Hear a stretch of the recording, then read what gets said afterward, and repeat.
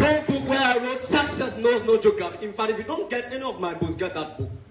I challenge readers over figures and people who came from a meaningless life to a meaningful life, who rose from a nobody to become somebody. And even companies, look at somebody like Apple.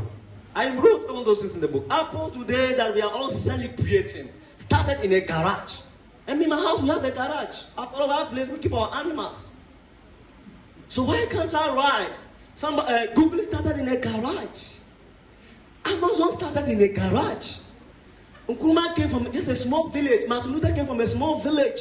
Many of the figures, I quote a lot of people, Max Morrows, Abraham Lincoln. In fact, if you look at this man's journey of life, from where he had breakdown, he failed in leadership. I think I talked about Thomas Anderson, somebody who have created life and have died many years ago. And those who do literature, you see, there's one man who study about the literature a lot. Every year, it's like his books come to study.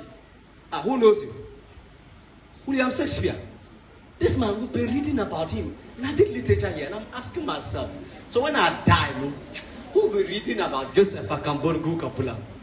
And so these are the things that confronts me to write my books and see one of the painful things that moves me to write these books is seeing young boys and girls, especially, permit me to say, in northern Ghana, moving into early marriages, moving into drugs. In fact, my first time ever seeing a tramadol was 2 years ago, last year in California High. When Mr. Lal was holding, that's my first time seeing tramadol. I have nothing to do with tramadol. So, what do I have to do with that thing? And it pains me a lot. And so, this is what I want my writings to ignite the young people and stir them up.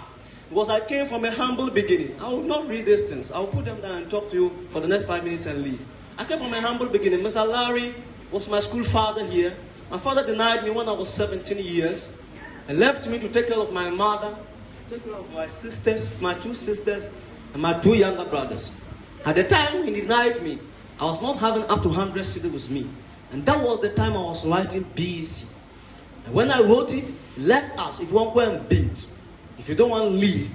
And when he left me, after a few days, not years, few days after he left us, the building he left us with collapsed. And I have to build for my mother and siblings to stay in, farm. In fact, my first exit was to go back and harvest. Then my second exit was to go for an election which Mr. Allah talked about and Madam Grace talked about. In fact, I was still in politics. One of these days, you'll see me in Parliament House of Ghana. One of these days, you will see me receive a presidential award from the Jubilee House. One of these days, I'll be in the ministries. I've already stood on the same podium with Haruna Idrisu, with Emeritus Professor, what's his name? Former Vice Chancellor of University of Ghana, the current Vice Chancellor, Vice Chancellor. Mentioning them, lawyers who stood on the same podium. From a village in Upper East, Sandem. And that is why I now came to the conclusion